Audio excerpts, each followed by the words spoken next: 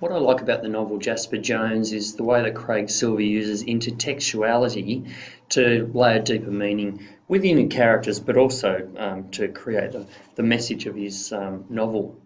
And so what he does, he references a number of authors and texts. We'll talk about To Kill a Mockingbird at the moment, but basically he makes lots of references to Kill a Mockingbird as a means of testing his own, or Charlie's own values and attitudes against the central character in To Kill a Mockingbird. So the novel is about racism in a small country town, and it's about justice.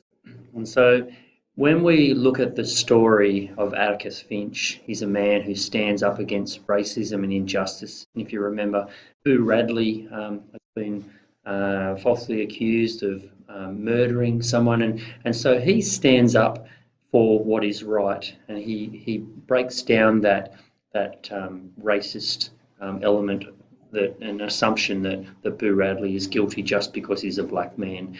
So the novel is about justice, and it looks how the law is corrupt and society, the racism, the undercurrent is corrupting.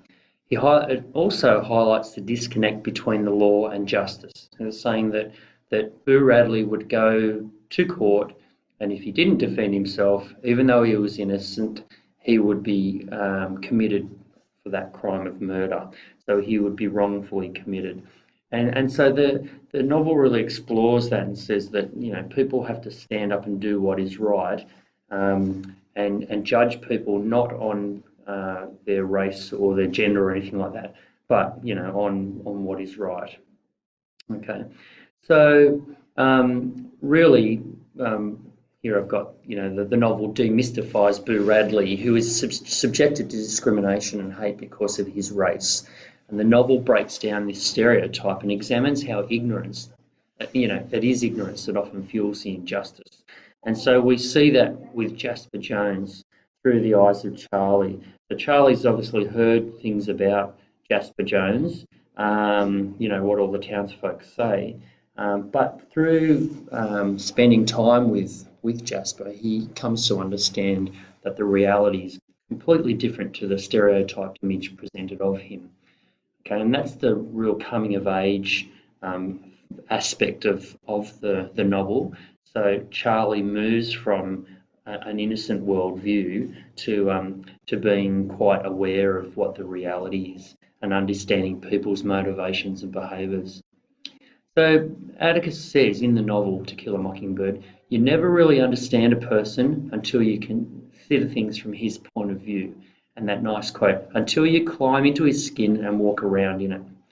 So he's basically saying there, until you walk around in the shoes of a person, you really don't understand their experience.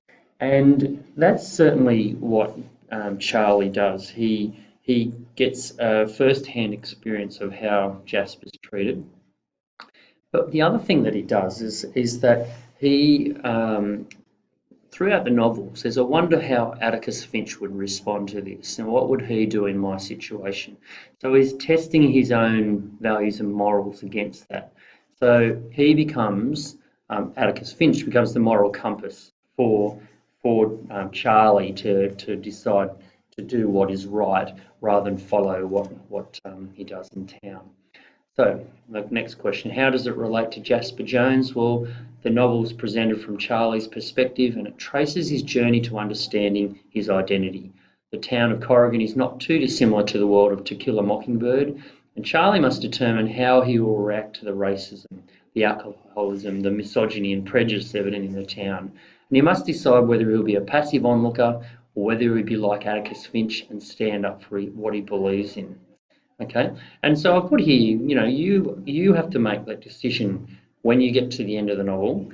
You know, has Charlie done that through his experience? Has he come to the point where he is more of an Atticus Finch character and heroic? And, you know, it's a bit unclear, a bit ambiguous as to whether he will stay in Corrigan or will he move away to the big city. And from the start, that's his initial response, is that he was going to leave Corrigan, leave all that behind him. But he comes to realise that that's really not going to solve the issue, and that those issues will be present everywhere. So Charlie gets to know Jasper by spending time with him, and he assists him to break down the ignorant assumptions of the local community. And he does, he walks around in Jasper's skin. He learns firsthand how Jasper is treated by those in power in the town, and he sees it. He sees the police abusing their power and using violence against Jasper and locking him up for something that clearly he hasn't done. And he learns that Jasper's had a hard life, and that's why the way he is. And there's a really interesting scene that we'll look at about that involves Mad Jack Lionel, and there is a really strong parallel to Boo Radley in To Kill a Mockingbird, and there's a bit of a plot reveal there as well.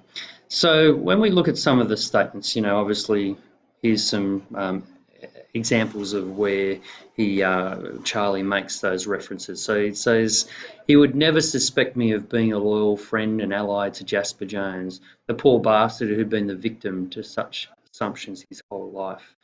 So he would, Atticus would never. This is what he's saying. Page 353. "What would my father have done, or Mark Twain, or Atticus Finch? Charlie often sees his father as a deliverer of justice and one who stands against prejudice, just like Atticus Finch in the novel." We have that lovely moment in the film where Charlie's father defends Geoffrey's father in the evening. Charlie's father is reclusive and a bit enigmatic for Charlie. So Charlie does look up to him and he admires his morality, but he's also very he's very aloof as well, which was probably the parenting style in the 60s. So it's accurate in that respect. And Charlie gains a deeper understanding of what's important in life through comparing Jasper Jones's experience to Kill a Mockingbird. And this allows him to grow as a person. He becomes empowered to stand up against small-mindedness and racism that's present in Corrigan. And really, you're going to have to come up with some sort of understanding of that. But I think that this is a really good example of how fiction has the power to influence ourselves. And the crazy thing about this is that within a fictional text, Jasper Jones, the character Charlie is referring to a book that he's read, and he's learning from that. So it's being layered deeper and deeper. And I suppose that's that discourse that we're talking about. So racism is not unique to the 1960s Australia, and Sylvie's drawing on this this Gothic Southern Gothic novel that Harper Lee wrote, To Kill a Mockingbird, because the experience is exactly the same. It's just set in a different country, in a different time period, but essentially the story is the same. And so fiction does have that ability to explore these concepts and allow us as the reader, so I as the reader, I look at Charlie's experience and I learn from that. And Charlie's looking at Atticus Finch's experience and learning from that. So there is this communication and conversation going on between texts, and so inside the text and then out into our world. And that's the power of novels, that you take your time, and it's a really reflective process. And once you close that book, whether it be in the middle after a big scene or at the end of the book, those ideas resonate with you, and they sort of they sit and linger and allow you think about those things, sometimes consciously, other times unconsciously, but it helps to shape your identity and your views of the world.